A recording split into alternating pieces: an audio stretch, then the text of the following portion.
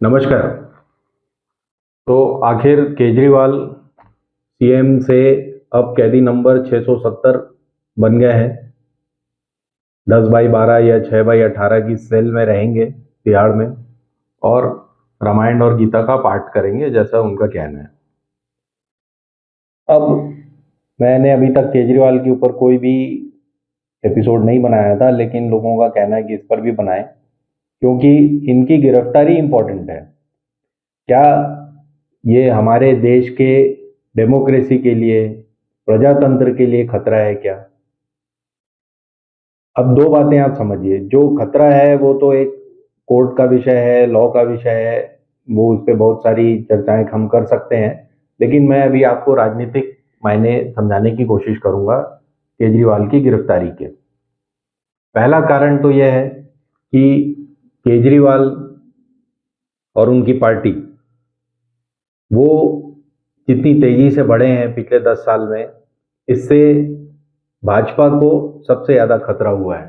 कांग्रेस तो हर regional party से, हर इससे मात खाई जा रही है, लेकिन आगे के 3 साल, 5 साल, 29 और 34 के जो इलेक्शन होने हैं उसको देखते हुए भाजपा ने और जो जो गुजराती दो है ऊपर बैठे हैं, उन्होंने ये प्लान बनाया है कि सबसे पहले तो आपको कमजोर करना है या खत्म करना है।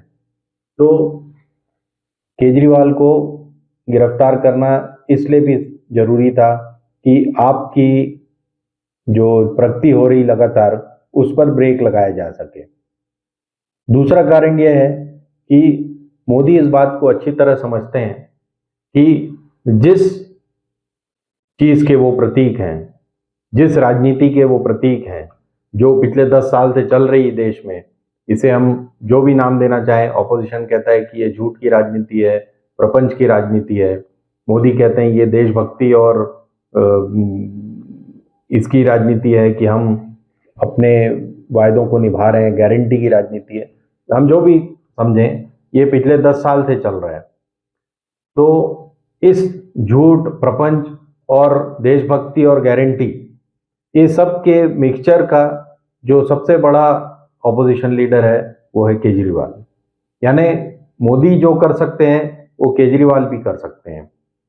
केजरीवाल मध्यम वर्ग को और उससे नीचे के वर्ग को प्रभावित करते हैं, और मोदी का एक बहुत बड़ा उनका एक बहुत बड़ा अपना एक प्रोपेगेंडा मशीनरी है, इसलिए वो नीचे तक उनकी पहुंच है। आज सत्ता उनके हाथ में है तो वो बहुत कुछ देने की स्थिति में भी है। इसी लेने देने और फ्री बांटने को पहले तो बीजेपी ने इसका विरोध किया, लेकिन यही करके केजरीवाल ने पहले पानी और बिजली फ्री करी दिल्ली में, जो 25,000 तक के बिल माफ किए, उसकी वजह से भी उनको फायदा हुआ।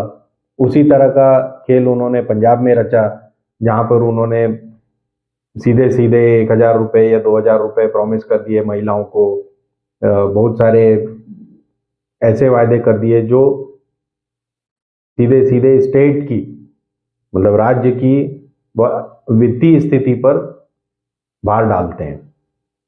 ये बीजेपी भी करती है। लेकिन जो केजरीवाल कर रहे हैं और जिस तरह से वो अपनी बात को लोगों तक पहुंचाते हैं, उससे कहीं ना कहीं मोदी को जरूर कुछ ना कुछ घबराहट है। वो घबराहट क्यों है? क्योंकि केजरीवाल पिछले साल गुजरात में जाकर उन्होंने 5 सीटें जीत ली, 5 विधानसभा सीटें जीत ली। अब उनमें से कुछ खरीद फरोख्त होने के बाद शायद 1-2 लोग चले गए हैं वापस, उन्होंने रिजाइन करके शायद बीजेपी ज्वाइन कर ली है। अब मोदी जी नहीं चाहते कि केजरीवाल इस स्थिति में आए कि वो भी इस तरह की खरीद फरोख्त कर सकें, अगर ऐसी होती है तो। और ऐसी होती है ऐसा सबका कहना है, क्योंकि मध्य प्रदेश में हुई, गोवा में हुई, महाराष्ट्र में हुई, सब दूर हो रही है, और बिहार में हुई। तो इस खरीद फरोख्त में आगे चलकर केजरीवाल भी उतनी ही महारत हासिल कर सकते हैं। तो बहुत अच्छे ढंग से सबसे पहले जैन को घेरा गया, सनत जैन को, ताकि पैसे का देखभाल वो कर रहे थे शायद उस समय, तो उनको घेरा गया। उसके बाद मनीष सिसोदिया को घेरा गया, उसके बाद संजय सिंह को घेरा गया जो कि बहुत मुखर रहते हैं लोकसभा में, राज्यसभा में। उसके बाद राघव चड्ढा को घेरा गया, उनका मकान वकान ये वो सब उनको तकलीफें दी गई और शायद पंजाब से उनकी रिटर्न भी करा दी गई दिल्ली। पंजाब की गवर्नमेंट चला रहे थे राघव चड्ढा, वहां से धीरे से उन्हें बाहर करवाया गया। तो ये चार पहले घेरे में आए। अब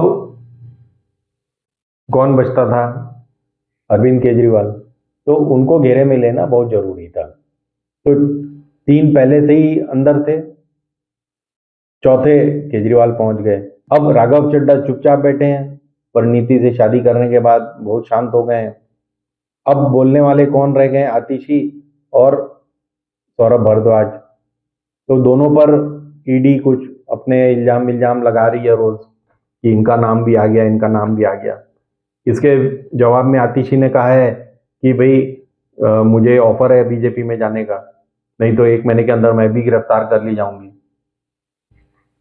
तो आप समझ रहे हैं कि राजनीतिक खेल जो बीजेपी खेल सकती है, जो आगे के 2-3 साल बाद, 4 साल बाद क्या होना है उसको लेकर आज वो तैयारी करते हैं।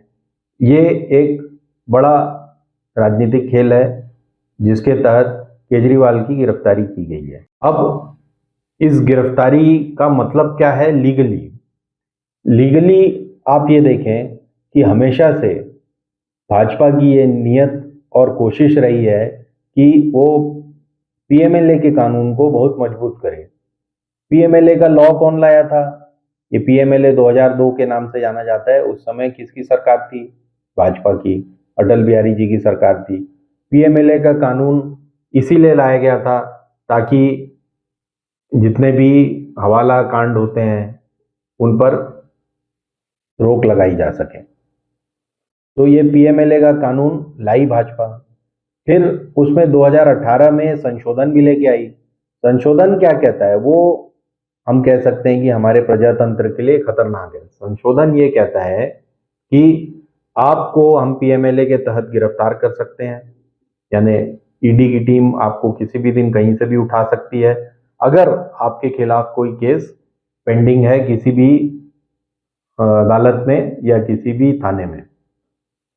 उसका कारण यह है कि मान लीजिए मैंने आपके खिलाफ कोई केस दायर किया हुआ है या कोई कंप्लेंट फाइल की हुई है थाने में, एक एफआईआर दर्ज कराई हुई है कि आपने मेरे पैसे इतने नहीं लौटाए या मार दिए हैं या आपने गफलत की है पैसों से।